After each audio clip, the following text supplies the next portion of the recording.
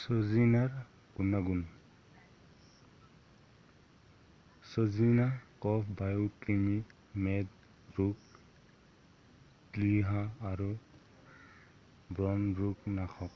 ই শুক্ৰবৰ্ধক, ৰুচিকাৰক, উষ্ণবীৰ্য, ৰক্তপিত্ত আৰু চকুৰ বিশেষ হিতকাৰক। সজিনা পক্ষাঘাত আৰু বাত বেমাৰত বিশেষ শুভ ফলদায়ক। সজিনাৰ ৰস তিলৰ লগত মিহলাই কাণত দিলে কাণৰ বেদনা গুচে। ইয়াৰ আঠাও তেনেকৈ ব্যৱহাৰ কৰিলে ফল হয়।